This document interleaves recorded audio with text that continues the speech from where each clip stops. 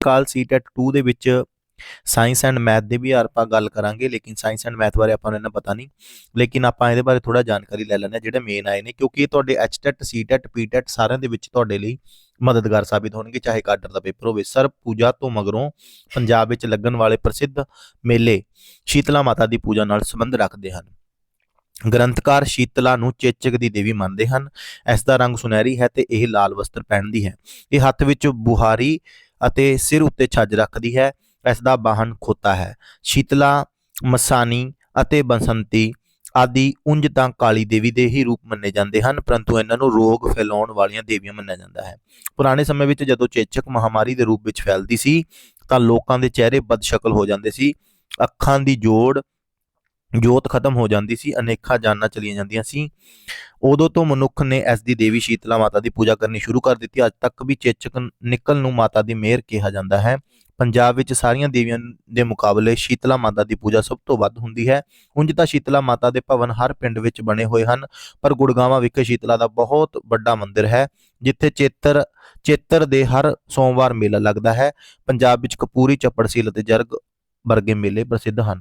ਗੱਲ ਕਰਨ ਦੀ ਕੋਸ਼ਿਸ਼ ਕਰਦੇ ਹਾਂ ਹੇਠ ਲਿਖਿਆਂ ਵਿੱਚੋਂ ਚੇਚਕ ਦੀ ਬਿਮਾਰੀ ਬਾਰੇ ਠੀਕ ਨਹੀਂ ਹੈ। ਅੱਖਾਂ ਦੀ ਰੋਸ਼ਨੀ ਚਲ ਜਾਣਾ, ਮੌਤ ਹੋ ਜਾਣੀ, ਚਿਹਰਾ ਬਦਸ਼ਕਲ, ਤੰਦਰੁਸਤ ਹੋ ਜਾਣਾ ਠੀਕ ਨਹੀਂ ਹੈ। ਬਾਕੀ ਤਿੰਨੇ ਚੇਚਕ ਦੀ ਬਿਮਾਰੀ ਨਾਲ ਹੋ ਜਾਂਦੇ ਨੇ। ਸ਼ੀਤਲਾ ਮਾਤਾ ਦਾ ਸਭ ਤੋਂ ਵੱਡਾ ਮੰਦਿਰ ਹੈ, ਗੁੜਗਾਮ ਵਿਖੇ ਹੈ। ਸ਼ੀਤਲਾ ਨੂੰ ਕਿਸ ਦੀ ਦੇਵੀ ਮੰਨਿਆ ਜਾਂਦਾ ਹੈ?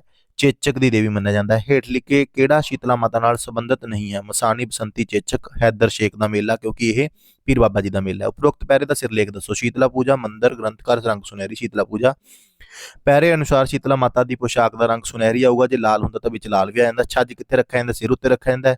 ਸ਼ੀਤਲਾ ਮਾਤਾ ਕਿਸ ਦੀ ਸਵਾਰੀ ਕਰਦੇ? ਖੋਤੇ ਦੀ ਸਵਾਰੀ ਕਰਦੇ। ਪ੍ਰਸਿੱਧ ਦਾ ਸਮਾਨਾਰਥਕ ਸ਼ਬਦ ਹੈ ਮਸ਼ਹੂਰ। ਇਹ ਬਹੁਤ ਹੀ ਸੌਖੇ ਸੀਗੇ। ਦੈਨ ਹੈ ਕੁੱਤਾ, ਰਾਜਾ, ਬਹਾਲੀਏ, ਫਿਰ ਚੱਕੀ, ਚੱਟੇ, ਸੱਪੇ, ਦੁੱਧ ਪਿਆਲੀਆ, ਬਿਊ, ਮੁਖ ਥੀ ਸਿੱਟੇ, ਪੱਥਰ ਪਾਣੀ ਰੱਖੀਐ, ਮਨਹੱਠ ਨ ਘਟੇ, ਚੋਆ ਚੰਦਨ ਪਰ ਹਰੇ, ਖਰ ਖੇਹ ਪਲਟੇ, ਤਿਉ ਨਿੰਦਕ ਪਰ ਨਿੰਦੁਓ, ਹੱਠ ਮੁਲੇ ਨ ਹਟੇ, ਆਪਣ ਹੱਥੀ ਆਪਣ ਜੜ ਕੇ ਉਹ ਪਟੇ। ਚੋਆ ਚੰਦਨ ਕੀ ਹੈ? ਬਦਬੂਦਾਰ ਪਦਾਰਥ ਹੈ, ਮਹਿਕਦਾਰ ਪਦਾਰਥ ਹੈ, ਟਟੀਰੀ ਹੈ, ਇਹ ਕਾਂਵਾਰੌਲੀ ਹੈ। ਤਾਂ ਇਹਨਾਂ ਨੇ ਕਾਂਵਾਰੌਲੀ ਲਾਇਆ, ਇਹਨਾਂ ਦਾ ਆਪਾਂ ਨੂੰ ਪਤਾ ਨਹੀਂ। ਉਪਰੋਕਤ ਕਾਵ ਟੋਟੇ ਦੇ ਰਚੀਤਾ ਕੌਣ ਹਨ? ਭਾਈ ਜੈਤਾ ਸਿੰਘ ਜੀ। ਇਹਨਾਂ ਨੇ ਸ਼ਾਇਦ ਪੜ੍ਹਿਆ ਹੋਵੇ ਤਾਂ ਹੀ ਭਾਈ ਜੈਤਾ ਸਿੰਘ ਜੀ ਲਿਖਿਆ ਹੋਇਆ ਹੈ।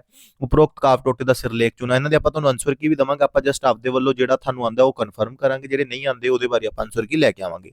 ਖਰ ਸ਼ਬਦ ਤੋਂ ਕੀ ਭਾਵ ਹੈ? ਖਰ ਸ਼ਬਦ ਦਾ ਮਤਲਬ ਖੋਤਾ ਹੀ ਹੁੰਦਾ ਹੈ ਜੀ, ਗਧਾ ਆਪਾਂ ਕਹਿੰਦੇ ਇਹਨੂੰ, ਠੀਕ ਹੈ ਜੀ। ਇਹਦਾ ਖੋਤਾ ਹੋਊਗਾ ਉੱਤਰ। ਮਨਹੱਠ ਨਾ ਘਟੇ, ਮਨ ਵਿੱਚ ਬੈਠੀ ਗੱਲ ਨੂੰ ਨਾ ਤਿਆਗਣ ਦੀ ਜਿੱਦ, ਇਹ ਹੋ ਸਕਦਾ ਹੈ। ਬਿਹੂ ਸ਼ਬਦ ਦੇਖੋ ਜੀ, ਇਸ ਦੇ ਬਹੁਤ ਉੱਤਰ ਗਲਤ ਲਾਇਆ। ਵਿਸ਼ ਉੱਤਰ ਨਹੀਂ ਆਉਣਾ ਸੀ, ਕਿਉਂਕਿ ਵਿਸ਼ ਤੇ ਜ਼ਹਿਰ ਤੇ ਪੋਇਜ਼ਨ ਇੱਕੋ ਹੀ ਗੱਲ ਹੈ। ਅੰਮ੍ਰਿਤ ਉੱਤਰ ਆਉਣਾ ਸੀ, ਵਿਰੋਧੀ ਸ਼ਬਦ ਪੁੱਛਿਆ ਸੀ ਇਹਨੇ। ਪੰਜਵੀਂ ਜਮਾਤ ਦੀ ਅਰਪਣਾ ਨਾ ਇੱਕ ਸਿੱਖਿਆਰਥਣ ਸਮਝਦੀ ਹੈ ਕਿ ਸ਼ਰਵਣ ਵਿੱਚ ਭਾਸ਼ਣ ਜਾਂ ਇੱਕ ਆਡੀਓ ਦਾ ਅਰਥ ਪਤਾ ਲਗਾਉਣ ਲਈ ਹਰੇਕ ਧੁਨੀ, ਸ਼ਬਦਾਂ ਅਤੇ ਫਿਰ ਵਾਕਾਂ ਨੂੰ ਸੁਣਨਾ ਸ਼ਾਮਲ ਹੁੰਦਾ ਹੈ। ਪੰਜਵੀਂ ਜਮਾਤ ਦੀ ਅਪਰਨਾ ਨਾਂ ਦੀ ਇੱਕ ਸਿੱਖਿਆ ਸਮਝਦੀ ਹੈ। ਪੰਜਵੀਂ ਦੀ ਕਲਾਸ ਦੀ ਕੁੜੀ ਹੈ ਜੀ।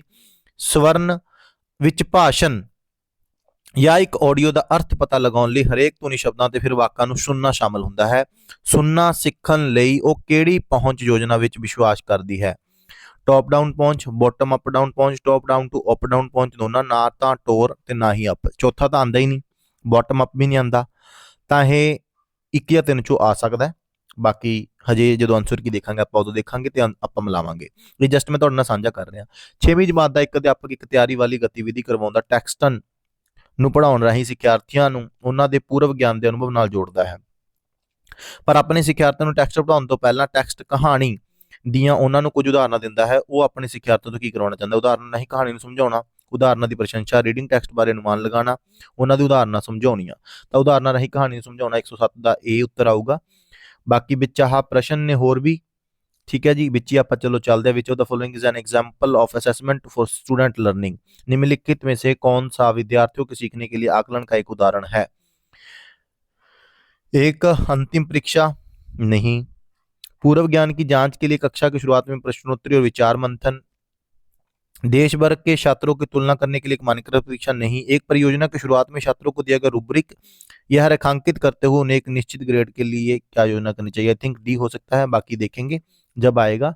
आंसर आएंगे तब देखेंगे। और learning is govern only by extinct factor, I think A आएगा। भय और तनाव का वातावरण बनाना छात्रों को सचेत और हरदम तैयार रखता है और सार्थक सिखाने सीखने को सुसाधित करता है। इनकी स्टेटमेंट जब हम पढ़ेंगे तभी हमें क्लियर हो पाएगा। अधिगम केवल बाहरी तत्वों पर आधारित होता है, बिल्कुल दोनों गलत हैं, क्योंकि भय और तनाव तो हम बिल्कुल नहीं दे सकते, और अधिगम केवल बाहरी कारकों, ये दोनों ही आ सकता है। Universal design for learning does not involve, अधिगम के सार्वभौमिक अभिकलन में क्या शामिल नहीं है? शिक्षार्थियों के नामीकरण और वर्गीकरण के रूपों को लागू करना। बाकी हम देखेंगे, अभी तो हम जस्ट ये कर रहे हैं। उन बच्चों को जिन्हें दृष्टिबाधिता है उन्हें शामिल करते समय शिक्षकों को क्या करना चाहिए? ब्रेल एक स्पर्श प्रणाली है, बिल्कुल is the right answer. Vikas, change in emotion, self perception, or and interpersonal relationship with families, peers and friends are studied under fill in the blanks domain of development, psychosocial हो सकता है जी। In which of the following method teacher and student interchange their roles? reciprocal teaching, क्योंकि वर्णात्मक तो नहीं आएगा। Conditional learning आ सकता था इसका। चलो देखते हैं जी नेक्स्ट। लड़कों की तुलना में लड़कियों में सामाजिक और सांस्कृतिक कारकों से अधिक प्रभावित होने की जन्मजात प्रवृत्ति होती है। लड़कियां आनुवंशिक रूप से लड़कों की तुलना में अधिक संवेदनशील और भावनात्मक रूप से कमजोर होती हैं, जिसके कारण उनके सामाजिक अपेक्षाओं के रूप में, देखो जी बी तो सही है, बिल्कुल आर तो सही है, यानी कि ए और आर दोनों सही है, और ए की आर सही व्याख्या करता है, बिल्कुल मेरे हिसाब से पहला हो सकता है। एक शिक्षिका छात्रों को उनके पूर्व ज्ञान को नई संकल्पों से जोड़ने का अवसर प्रदान करके अपनी शिक्षा में सार्थक सीखने और विवेचनात्मक सोच को सक्षम बनाना चाहते हैं। निम्नलिखित में से कौन सी शिक्षण रणनीति सबसे प्रभावी होगी? नई सामग्री पर व्याख्यान देना, नहीं। विद्यार्थियों को पाठ्यपुस्तक को अध्याय में पढ़ने और अंत में छात्रों से नई सामग्री से संबंधित अपने स्वयं के अनुभव साझा करने के लिए कहना और फिर उन्हें, बिल्कुल सही है, राइट आंसर है तीसरा। व्यवहार, रुचियां, दृष्टिकोण, कौशल और व्यक्तित्व लक्षण जिन्हें एक संस्कृति विशिष्ट जेंडर के उपयुक्त मानी जाती है, इसे हम जेंडर आइडेंटिटी कहेंगे, कल्चरल डिफाइंड कहेंगे, जेंडर रोल्स कहेंगे, and gender roles cultural defined. नहीं पता जी, इनका कंफर्म नहीं है, क्योंकि अभी तो हम मिलाएंगे, अभी तो जस्ट जितना जो आता है समझ में वो, क्योंकि इसके लिए दिमाग लगाना पड़ेगा। भाषा और सोच प्रक्रिया के बीच संबंध का प्रस्ताव रखते हुए लेव विगोत्स्की ने निम्नलिखित में से किस रूप में भाषा को अवधारणाबद्ध किया है? In which year did world war second?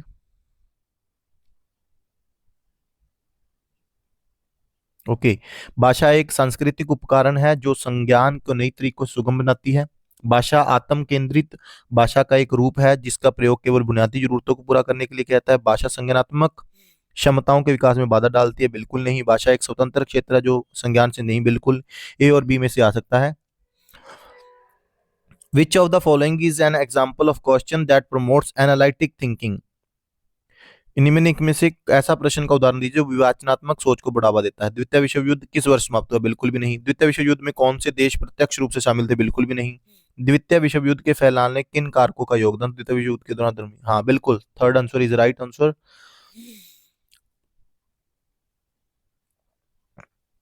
मानव पाचक तंत्र में पित्त रस के कार्य के संबंध में निम्नलिखित में से कौन सा कथन सही है? यह आमाशय से आते हुए आंशिक रूप से पचे भोजन को अक्षारीय बना देता है।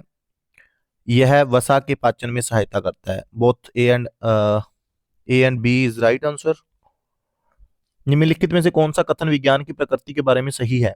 कोई एकल वैज्ञानिक वैज्ञानिक विचार सांस्कृतिक संदर्भ पर प्रभावित नहीं है। कोई एकल वैज्ञानिक विधि पद्धति नहीं है। ए सही है और बी गलत है, बिल्कुल हो सकता है। Which of the following have the most scope for promoting an art integrated learning in science?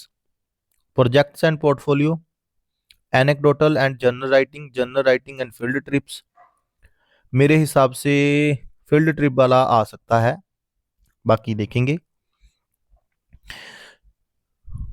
एक समावेशी शिक्षा में सभी पाठ्यचर्य अनुकूलन के शैक्षिक मानकों को विशेष बच्चों के लिए निम्न स्तर करने के लिए निर्देशित किया जाना चाहिए। विशेष बच्चों की मुख्यधारा कक्षा में सीखने की कोई संभावना नहीं है। आर बिल्कुल रॉन्ग लगता है मेरे को। बाकी देख लेंगे। 10 साल की काकुली गणित के एक कठिन सवाल से जूझ रही है। उसकी समस्या समाधान कौशल को बढ़ाने के लिए उसकी शिक्षिका क्या कर सकती है? उसे समस्या का समाधान दे, उसे समस्या को छोड़ने और अगले जाने पर कहे ये बिल्कुल भी नहीं आएगा, कोशिश करते रहने के लिए प्रोत्साहित करे और जरूरत पड़ने पर आलंबन प्रदान करे, कड़ी से कड़ी सजा दे। सजा तो देनी नहीं, दूसरा भी नहीं आएगा। And third is the right answer. Okay, following Lev Vygotsky's idea a teacher should encourage, discourage, discourage तो करना नहीं है, डिसमिनेट ये भी नहीं करना, practice reciprocal teaching with her student, encourage student to complete with each other. बिल्कुल right answer 7। Which of the following statement is correct? The normal temperature of human body is 37 celsius. नहीं जी, 98 degree celsius होता है वैसे। Heat flows from a body at a higher temperature to a body loaded lower temperature. निम्नलिखित में से कौन सा कथन सही है? मानव शरीर का सामान्य तापमान 37 डिग्री सेल्सियस है। आई थिंक 37 डिग्री सेल्सियस होता है, वो फारेनहाइट में होता है 98 में भी। उच्च उष्मा उष्मा उच्च तापमान वाले शरीर से निम्न तापमान वाले शरीर को प्रवाहित करती है। तो S1 अवलोकन परीक्षण है तथा S2 अनुमान है। जी बिल्कुल। विच of the following should not be purpose of open book assessment in science? निम्नलिखित में से कौन सा विज्ञान में खुली पुस्तक आकलन का उद्देश्य नहीं होना चाहिए? अधिगम के आकलन के व्यय को कम करना, ये सही है। अधिगम को अवधारणाओं को समझ पाना, ये सही। परीक्षाओं में अधिक अंक लाना, ये नहीं होना चाहिए, बिल्कुल सही है। लॉरेंस कॉल्बर्ग के सिद्धांत के बारे में निम्नलिखित में से कौन सा कथन सही है? इसने छह स्टेजेस दी थी। यह बच्चों के नैतिक विकास की प्रगति के सटीक अवस्थाओं को निर्दिष्ट नहीं करता है। यह प्रायोगिक विधियों द्वारा अध्ययन पर आधारित है। यह बच्चों को दुविधा यानी कि present conflicting situation to children. यह नैतिक तर्क पर संस्कृति को जेंडर के प्रभाव को ध्यान में रखता है। आई थिंक सही है यह चौथा। Harvard Gardner multiple intelligence purpose है, can be measured accurately and predictably, ये हो सकता है। Which of the following is an example of performance goal oriented? एक छात्र अपनी समझ को आगे बढ़ाने के लिए कड़ी मेहनत करता है। एक छात्र शिक्षक से अधिक सीखने के लिए कठिन अध्ययन करता है। एक छात्र अच्छा ग्रेड पाने और दूसरों से बेहतर होने के लिए कड़ी मेहनत करता है। एक छात्र किसी विषय की गहरी समझ हासिल करने के लिए कठिन, तो डी हो सकता है। बाकी देखेंगे जी इनके आंसर। अभी तो हमें इतना नहीं मालूम क्योंकि अभी तो हम जस्ट 8 साल से हमने स्टडी छोड़ी हुई है, तो जस्ट आपके लिए ही जस्ट ये वीडियो बनाने का प्रयास है। तो स्टेम संबंधी पाठ्यक्रम में उपलब्धि लिंग जेंडर द्वारा प्रभावित होती है। लड़के एवं लड़कियों द्वारा प्रयोग की गई समस्या समाधान रणनीतियां भिन्न होती हैं। इनके बारे में हम बाद में बात करेंगे। निम्नलिखित में से कौन सा जलीय पादपों पौधों के संदर्भ में सही सुमेलन समुच्चय को निरूपित करता है? बृहत्य वर्णीय पर्णन मोमी आवरण, ये तो चलो जी साइंस के प्रश्न है, ये हमें नहीं मालूम, लेकिन हम जस्ट रीड आउट कर रहे हैं। Which of the following statement is are true regarding relative reactivity of metals? धातुओं की अपेक्षित अभिक्रियाशीलता के संबंध में निम्नलिखित में से कौन सा कथन सही है? जिंक जस्ता लोहे से अधिक अभिक्रियाशील है परंतु एल्यूमिनियम से कम क्रियाशील है। सोडियम पोटेशियम और कैल्शियम से अधिक अभिक्रियाशील है। एल्यूमिनियम मैग्नीशियम से अधिक अभिक्रियाशील है। इनके बारे में हमें नहीं मालूम जी।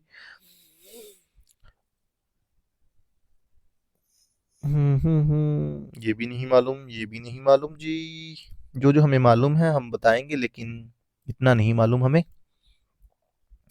सो as per Jean Piaget's theory cognitive development, previous knowledge doesn't play any role in process of learning, ये तो नहीं आएगा। अनुभवों के माध्यम से सीखने के बजाय याद करने की प्रक्रिया को प्राथमिकता दी जानी चाहिए। सीखने के अनुभव बच्चों के संज्ञानात्मक क्रियाओं के वर्तमान स्तर पर निर्भर करते हैं। एंड परिपक्वता जैसे जैविक कारक संज्ञानात्मक विकास में कोई भूमिका नहीं निभाते। मेरे हिसाब से पहले या दूसरे और तीसरे में से एक आ सकता है, चौथा तो बिल्कुल ही नहीं आएगा। बाकी हम जब मिलाएंगे तभी पता लगेगा हमें। इन एन इंक्लूसिव क्लासरूम, पहले तो पहला प्रश्न पढ़ें। 12 साल की अमाना हर बार डर जाती है जब शिक्षिका उसे ब्लैक बोर्ड पर गणित की समस्या का जवाब देने या हल करने के लिए कहती है, क्योंकि उसे डर है कि उसकी शिक्षिका उसे डांटेगी, वह शर्मिंदा होगी। ठीक है। जब छात्र असुरक्षित और चिंतित महसूस करते तो उनकी शिक्षिका पर प्रतिकूल प्रभाव पड़ता है। Choose the correct option.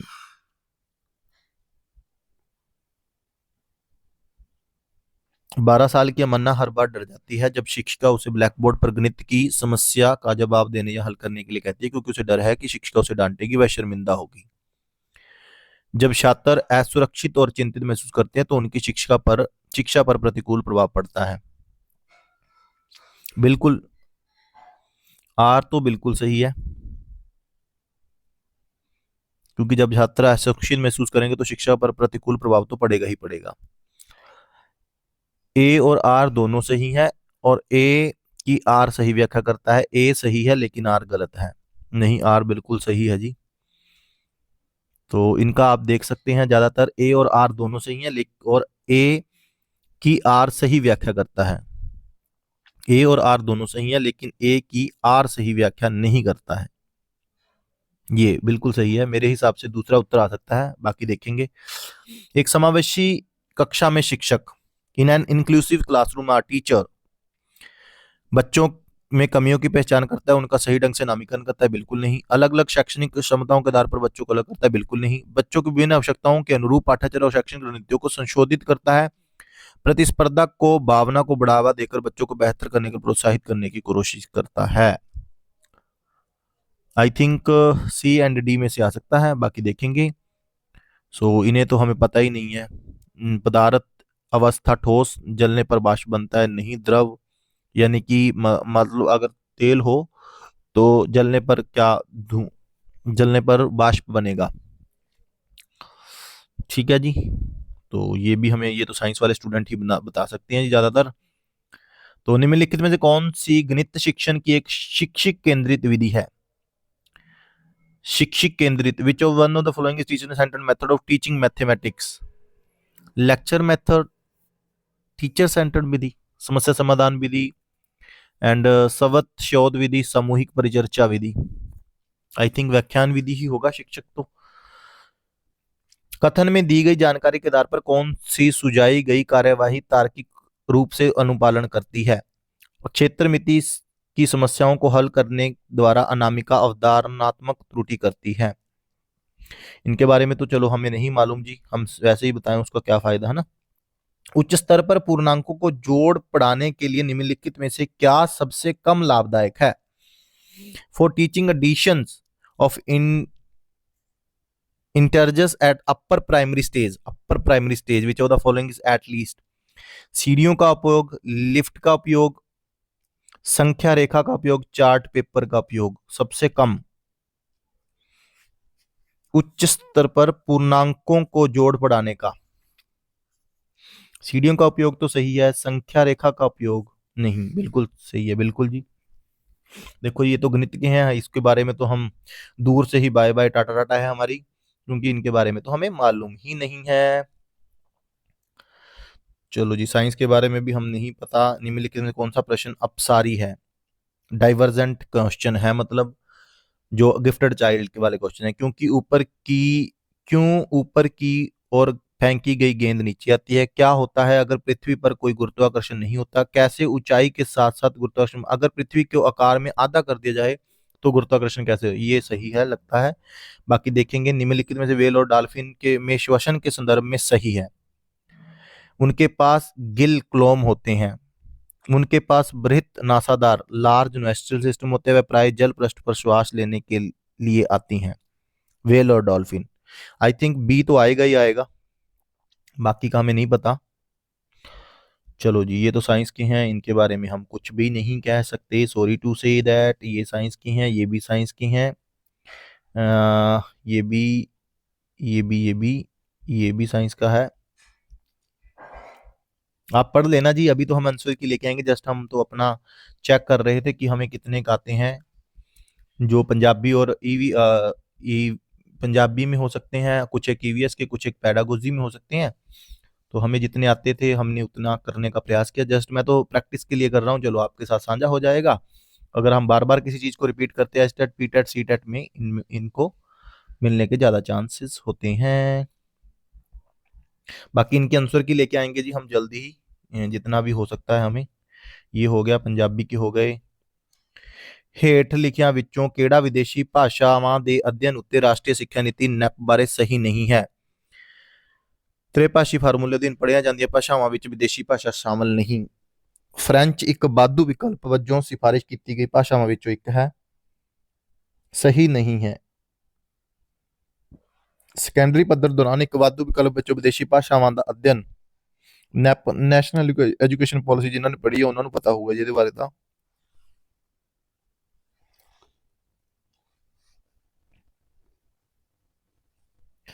ਛੇਵੀਂ ਜਮਾਤ ਦਾ ਇੱਕ ਅਧਿਆਪਕ ਇੱਕ ਬੋਲ ਗਤੀਵਿਧੀ ਲਈ ਹੇਠ ਲਿਖਿਆ ਟਾਸਕ ਅਪਣਾਉਂਦਾ ਹੈ। ਰੇਗਿਸਤਾਨ ਅਤੇ ਇਸ ਦੀਆਂ ਵਾਤਾਵਰਣ ਦੀਆਂ ਹਾਲਤਾਂ ਬਾਰੇ 5 ਵਾਕ ਬੋਲੋ।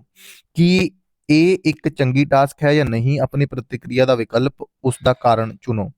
ਇਹ ਇੱਕ ਚੰਗੀ ਟਾਸਕ ਹੈ ਕਿਉਂਕਿ ਸਿੱਖਿਆਰਥੀ ਆਪਣੀ ਭੂਗੋਲ ਦੀ ਜਮਾਤ ਵਿੱਚ ਰੇਗਿਸਤਾਨ ਬਾਰੇ ਪੜ੍ਹਨਗੇ ਤੇ ਉਹਨਾਂ ਕੁਝ ਬੋਲਣਗੇ।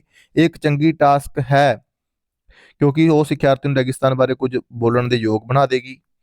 ਇਹ ਇੱਕ ਚੰਗੀ ਟਾਸਕ ਨਹੀਂ ਹੈ ਕਿਉਂਕਿ ਕੁਝ ਵਿਦਿਆਰਥੀਆਂ ਨੂੰ ਰੇਗਿਸਤਾਨ ਬਾਰੇ ਜਾਣਕਾਰੀ ਨਹੀਂ ਹੋ ਸਕਦੀ। ਇਹ ਇੱਕ ਚੰਗੀ ਟਾਸਕ ਨਹੀਂ ਹੈ ਕਿਉਂਕਿ ਇਸ ਵਿੱਚ ਸੰਦਰਭ ਦੀ ਘਾਟ ਹੈ, ਕਿਉਂਕਿ ਇਸ ਵਿੱਚ ਰੇਗਿਸਤਾਨ ਦੀਆਂ ਹਾਲਾਤਾਂ ਬਾਰੇ ਬੋਲਣ ਬਾਰੇ ਇਨਪੁਟ ਨਹੀਂ ਹੈ।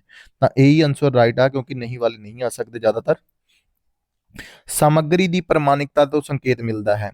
ਅਸਲ ਜੀਵਨ ਦੇ ਵਿਸ਼ੇ ਵਿੱਚ ਜਦੋਂ ਵੀ ਅਸਲ ਜੀਵਨ ਦੀ ਗੱਲ ਚੱਲੇ ਤਾਂ ਅਸਲ ਜੀਵਨ ਵਾਲਾ ਹੀ ਆਊਗਾ।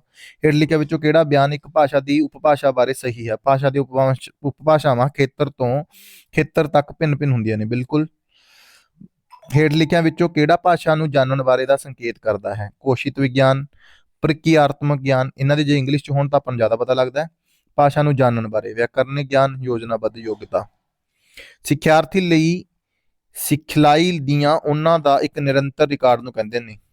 ਨਿਰੰਤਰਤਾ ਉਹੀ ਹੁੰਦਾ ਜੀ CCE, ਕੰਟੀਨਿਊਸ ਐਂਡ ਕੰਪਰੀਹੈਂਸ਼ਨ। ਚਲੋ ਜੀ, ਬਾਕੀ ਤਾਂ ਸਾਰੇ ਹੋਰ ਹੀ ਹਿਸਾਬ ਦੇ ਨੇ ਜੀ, ਆਪਣੇ ਤਾਂ ਹਿਸਾਬ ਤੋਂ ਬਾਹਰ ਨੇ ਬਾਕੀ। ਠੀਕ ਹੈ ਜੀ। Fabulous sunrise and stunning sunset leaves the visitors awestruck. Sunrise known है। चलो, which one of the following scenic view is not found in Netarhat. ਇਹਨਾਂ ਦੇ ਬਾਰੇ ਆਪਾਂ ਨੂੰ ਜਾਣਕਾਰੀ ਹੀ ਨਹੀਂ ਹੈਗੀ ਜੀ, ਇਹਨਾਂ ਨਾਲ ਤਾਂ ਆਪਾਂ ਕਿਉਂ ਪੰਗਾ ਲੈਣਾ ਹੈ ਨਾ ਜੀ। ਜੀਨ ਪਿਆਜੇ ਵਾਲਾ ਹੋ ਗਿਆ। ਜੀਨ ਪਿਆਜੇ perceives to be egocentric speech a sign of cognitive. ਇਹਨਾਂ ਬਾਰੇ ਵੀ ਆਪਾਂ ਨੂੰ ਥੋੜਾ ਜਿਹਾ ਘੱਟ ਪਤਾ ਹੈ, ਲੇਕਿਨ ਜਿਨ੍ਹਾਂ ਬਾਰੇ ਆਪਾਂ ਨੂੰ ਥੋੜਾ ਪਤਾ ਹੁੰਦਾ ਹੈ, ਜ਼ਿਆਦਾਤਰ ਆਪਾਂ ਨੂੰ EVS ਬਾਰੇ ਥੋੜਾ ਜ਼ਿਆਦਾ ਪਤਾ ਹੁੰਦਾ। ਇਹ ਥੋੜਾ ਜਿਹਾ ਦਿਮਾਗ ਲਾ ਕੇ ਕਰਨ ਵਾਲੇ ਪ੍ਰਸ਼ਨ ਨੇ, ਜ਼ਿਆਦਾ ਦਿਮਾਗ ਲੱਗਦਾ ਇਹਨਾਂ ਤੇ। ਇਹ ਤੁਹਾਨੂੰ ਦੇਤਾ। ਹੇਠ ਲਿਖਿਆ ਵਿੱਚੋਂ ਕਿਹੜਾ ਗ੍ਰਹਿਣਸ਼ੀਲ ਕੌਸ਼ਲ ਹੈ ਜਿਹਨੂੰ ਆਪਾਂ ਗ੍ਰਹਿਣ ਕਰ ਸਕਦੇ ਹਾਂ? ਪੜ੍ਹਨਾ ਤੇ ਬੋਲਣਾ, ਬੋਲਣਾ ਤੇ ਲਿਖਣਾ, ਸਵਰਨ ਤੇ ਪੜ੍ਹਨਾ ਗ੍ਰਹਿਣ ਕੀਤਾ ਜਾ ਸਕਦਾ ਹੈ। ਸਵਰਨ ਤੇ ਲੇਖਣ LSRW, ਲਿਸਨਿੰਗ, ਸਪੀਕਿੰਗ, ਰਾਈਟਿੰਗ। ਠੀਕ ਹੈ ਜੀ। ਹੇਠ ਲਿਖਿਆ ਵਿੱਚੋਂ ਕਿਹੜਾ ਗ੍ਰਹਿਣਸ਼ੀਲ ਕੌਸ਼ਲ ਹੈ? ਗ੍ਰਹਿਣ ਕੀਤਾ ਜਾ ਸਕਦਾ ਹੈ। ਬੋਲਣਾ ਤੇ ਲਿਖਣਾ। ਸੁਣਨਾ ਤਾਂ ਆਟੋਮੈਟਿਕਲੀ ਹੁੰਦਾ ਹੀ ਹੁੰਦਾ ਹੈ। ਠੀਕ ਹੈ ਜੀ। ਸਪੀਕਿੰਗ, ਬੋਲਣਾ। ਗ੍ਰਹਿਣਸ਼ੀਲ ਕੌਸ਼ਲ ਜਿਹਨੂੰ ਆਪਾਂ ਗ੍ਰਹਿਣ ਕਰ ਸਕਦੇ ਹਾਂ, ਮੇ ਬੀ ਇੱਕ ਤਾਂ ਰਾਈਟਿੰਗ ਤਾਂ ਆਊਗਾ ਹੀ ਆਊਗਾ, ਲਿਖਣਾ ਤਾਂ ਆਊਗਾ ਹੀ ਆਊਗਾ। ਤਾਂ ਫਿਰ ਲਿਖਣਾ ਤਾਂ ਇਹੀ ਹੈ ਨਾ ਜੀ, ਤਾਂ ਫਿਰ 120ਵੇਂ ਦਾ ਪਹਿਲਾ ਹੀ ਆਊਗਾ, ਤੀਜਾ ਹੀ ਆਊਗਾ। ਸੰਦਰਭਾਂ ਵਿੱਚ ਭਾਸ਼ਾ ਨੂੰ ਲਾਗੂ ਕਰਨਾ, ਸਿੱਖਿਆਰਥੀ ਦੀ ਭਾਸ਼ਾਵਾਂ ਮੱਦਾਂ ਵੱਲ ਧਿਆਨ ਦਿਵਾਉਣਾ, ਉਹਨਾਂ ਨੂੰ ਅਸਲੀ ਜੀਵਨ ਦੇ ਸੰਦਰਭਾਂ ਵਿੱਚ ਵਰਤੋਂ ਕਰਨਾ ਅਤੇ ਇਸ ਦੀ ਖੋਜ ਦੀ ਸ਼ਿਕਾਰਤਾ। ਖਾਕਾ ਤਿਆਰ ਕਰਨਾ, ਤਰਕਪੂਰਨ ਵਿਧੀ, ਖੋਜ ਵਿਧੀਆਂ, ਚੇਤਨਾ ਪੈਦਾ ਕਰਨਾ। ਮੇਰੇ ਹਿਸਾਬ ਨਾਲ ਖਾਕਾ ਤਿਆਰ ਕਰਨਾ ਆਉਣਾ ਸੀ, ਬਾਕੀ ਦੇਖਦੇ ਹਾਂ ਜੀ। ਹੇਠ ਲਿਖਿਆਂ ਵਿੱਚੋਂ ਕਿਹੜੀ ਇੱਕ ਸ਼ਾਸਤਰੀ ਭਾਸ਼ਾ ਨਹੀਂ ਹੈ? ਹੇਠ ਲਿਖਿਆਂ ਵਿੱਚੋਂ ਕਿਹੜੀ ਇੱਕ ਸ਼ਾਸਤਰੀ ਭਾਸ਼ਾ ਨਹੀਂ ਹੈ? ਸ਼ਾਸਤਰ ਦੀ ਭਾਸ਼ਾ ਨਹੀਂ ਹੈ। ਮੇਬੀ ਹਿੰਦੀ ਭਾਸ਼ਾ ਸ਼ਾਸਤਰ ਦੀ ਭਾਸ਼ਾ ਨਹੀਂ, ਸੰਸਕ੍ਰਿਤ ਤਾਂ ਹੈਗੀ ਆ। ਉਹਨੇ ਸ਼ਾਸਤਰੀ ਤੋਂ ਡਿਪੈਂਡ ਕਰਦਾ ਕਿਹੜਾ? ਤਾਮਿਲ, ਤੇਲਗੂ। ਤੇਲਗੂ, ਤਮਿਲ ਭਾਸ਼ਾ ਹੈਗੀ ਹੈ। ਡੋਂਟ ਨੋ, ਇਹਦੇ ਬਾਰੇ ਮੈਨੂੰ ਜਾਣਕਾਰੀ ਨਹੀਂ ਹੈਗੀ। ਹੇਠ ਲਿਖਿਆ ਕਾਰਜਾਂ ਵਿੱਚੋਂ ਕਿਹੜਾ ਅਖੰਡ ਸ਼ਰਵਨ ਕੌਸ਼ਲ ਹੈ? ਅਖੰਡ ਮਤਲਬ ਹੁੰਦਾ ਜਿਹਦੇ ਟੁਕੜੇ ਨਾ ਹੋ ਸਕਣ। Role play, assignment, project work, ਇੱਕ ਆਰਟੀਕਲ ਲਿਖਣਾ।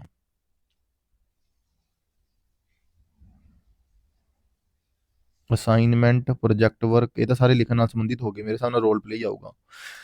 ਭਾਰਤੀ ਸੰਵਿਧਾਨ ਹਰੇਕ ਵਿਅਕਤੀ ਨੂੰ ਬਰਾਬਰ ਦੀ ਪਛਾਣ ਦਿੰਦਾ ਹੈ। ਇਹ ਟੈਕਸਟ ਦੇ ਕੁਝ ਬਿਆਨ ਦਿੱਤੇ ਗਏ ਹਨ, ਪਤਾ ਕਰੋ ਕਿ ਟੈਕਸਟ ਕਿਹੜੇ ਭਾਸ਼ਾ ਰਜਿਸਟਰ ਦੀ ਪ੍ਰਤੀਨਿਧਤਾ ਕਰਦੀ ਹੈ। ਭਾਰਤੀ ਸੰਵਿਧਾਨ ਹਰੇਕ ਵਿਅਕਤੀ ਨੂੰ ਬਰਾਬਰ ਦੀ ਪਛਾਣ ਦਿੰਦਾ ਹੈ। ਇਸ ਦਾ ਮਤਲਬ ਹੈ ਕਿ ਪੁਰਸ਼ ਔਰਤ ਸਾਰੀਆਂ ਜਾਤਾਂ ਧਰਮਾਂ ਕਬੀਲਿਆਂ ਦੇ ਸਮੇਤ ਹਰ ਦੇ ਅਜਿਹਾ ਨਹੀਂ ਕਿ ਬਰਾਬਰ ਨਹੀਂ ਹੈ, ਪਰ ਘੱਟੋ ਘੱਟ ਲੋਕਤਾਂਤਰਿਕ ਆਈ ਥਿੰਕ ਇਹਦਾ ਕਾਨੂੰਨੀ ਰਜਿਸਟਰ ਆ ਸਕਦਾ ਜੀ। ਬਾਕੀ ਦੇਖਦੇ ਹਾਂ। ਭਾਸ਼ਾ ਸਿਖਲਾਈ ਵਿੱਚ ਸਿਲਸਿਲੇਵਾਰ ਯੋਗਤਾ ਕੀ ਹੈ? ਉਹ ਭਾਸ਼ਾ ਨੂੰ ਸਮਝਣਾ ਤੇ ਲਾਗੂ ਕਰਨਾ ਇੱਕ ਸਿਲਸਿਲੇਵਾਰ ਕੰਮ ਕਰਦਾ। ਉਹਨਾਂ ਭਾਸ਼ਾਵਾਂ ਨੂੰ ਸਮਝਣਾ ਤੇ ਲਾਗੂ ਕਰਨਾ ਇੱਕ ਵਿਆਕਰਨਿਕ ਸਿਸਟਮ ਹੈ। ਉਹਨਾਂ ਸਾਰੀਆਂ ਭਾਸ਼ਾਵਾਂ ਨੂੰ ਸਮਝਣਾ ਇੱਕ ਸਾਂਝਾ ਸੰਰਚਨਾਤਮਕ ਸਿਸਟਮ ਹੈ। ਸਾਰੇ ਮਨੁੱਖਾਂ ਨੂੰ ਸਮਝਣਾ ਬਹੁਤ ਸਾਰੀਆਂ ਭਾਸ਼ਾਵਾਂ ਦਾ ਇੱਕ ਸਿਸਟਮ ਹੈ। I think B he right ਆ ਸਕਦਾ। ਬਾਕੀ ਦੇਖਦੇ ਹਾਂ। ਬਹੁਤ ਸਾਰੇ ਭਾਰਤੀ ਲੋਕ ਜੋ ਨੌਕਰੀਆਂ ਲਈ ਬਾਹਰ ਜਾਂਦੇ ਹਨ, ਉੱਥੋਂ ਦੀ ਭਾਸ਼ਾ ਸਿੱਖਦੇ ਹਨ। ਇਹ ਪ੍ਰੇਰਨਾ ਨੂੰ ਕੀ ਕਿਹਾ ਜਾਂਦਾ ਹੈ? ਸਹਾਇਕ ਪ੍ਰੇਰਨਾ। चलो जी। फिजा ने विश्लेषण किया कि उसे जेड सीखने की तुलना में विषय एक्स सीखने में अधिक समस्या है, क्योंकि वह विषय जेड में रुचि रखती है और उस पर ध्यान केंद्रित कर रही है। निम्नलिखित में से कौन सी संरचना फिजा की सोच का विश्लेषण करने की क्षमता में अर्जित है? Metacognition, memory, cognition, cognitive conflict, अधिसंज्ञान। बड़ी लंबी होती है इनकी डेफिनेशन। आप एक शिक्षक हैं जो अपने छात्रों को आलोचनात्मक और रचनात्मक रूप से सोचने के लिए प्रोत्साहित करना चाहते हैं। निम्नलिखित में से कौन सी रणनीति इस प्रकार के चिंतन को बढ़ावा देने की सबसे सुंदर मामला है? एक, परियोजना सौंपना, जिसमें छात्रों को किसी विषय पर जानकारी और याद करना और प्रस्तुत करना हो। छात्रों को अपनी समाधान खोजने के लिए खुले सिरे वाले प्रश्न नहीं। छात्रों को उनके ज्ञान का आकलन करने के लिए बहुविकल्पी नहीं। भविष्य का व्याख्यान देना नहीं। तो भी सबसे जो बेस्ट है वो एक परियोजना सौंपना, प्रोजेक्ट देना उनको, यही आंसर आएगा, ताकि वो उसके प्रेजेंटेशन कर पाए। लेविगोत्स्की व्यूज कॉग्निटिव डेवलपमेंट। लेविगोत्स्की संज्ञानात्मक विकास को किस रूप से देखते हैं? अ collaborative process, individual unified process, affective adoption of environment, पर्यावरण को प्रभावी रूप से अपनाने की प्रक्रिया। मेरे हिसाब से यह है डी भी आ सकता है। बाकी देखेंगे जी। नई अवधारणाओं को पढ़ाने के लिए निम्नलिखित में से कौन सा प्रभावी रणनीति है? उदाहरण प्रस्तुत करना, गैर उदाहरण प्रस्तुत करना, दो तो आएगा ही नहीं बिल्कुल भी। अवधारणाओं के बीच संबंधों के बीच सोच बढ़ावा देना, तीन आएगा। एक, परिभाषा देना और छात्रों को इसे याद करने के लिए प्रोत्साहित करना, बिल्कुल नहीं। यानी कि एक और चार बिल्कुल नहीं आएगा। एक और चार तो बिल्कुल दो और चार तो बिल्कुल नहीं आएगा। तो जहां पे दो है और जहां पे चार है वो बिल्कुल नहीं आएगा। तो पहला और तीसरा सही है। ठीक है जी। बाकी तो ये गणित का है जी, इसके साथ तो हमारा कोई कखर बखर ही नहीं है। ठीक है। ब्यूटीफुल का मतलब हमें पता है कि गॉर्जियस होता है, दूसरे का हमें नहीं पता है। तो Kirpa and Kerns are twins, speak in particular dialect of Manipuri. However, they define their speech, which is their individual special way of thinking a dialect. Top down approach, चलो ये तो छोड़ो जी। Deadly, he was bold and a little dangerous, subject of moods. Who among the three friends proposed the idea of meeting at the pool 10 years? इनका तो ऊपर पढ़ के ही पता लगेगा जी। चलो, जितना का हमें मालूम था जी, जितना बस मैंने आपके साथ साझा करने का कोशिश की मैंने आपके साथ। बाकी मिलते हैं नेक्स्ट वीडियो में, तब तक के लिए अपना ख्याल रखना। आंसर की आती है पी स्टेट सी स्टेट 1 भी आपके साथ साझा करेंगे। Thank you so much. ये तो जस्ट मैंने आपके साथ शेयर की थी।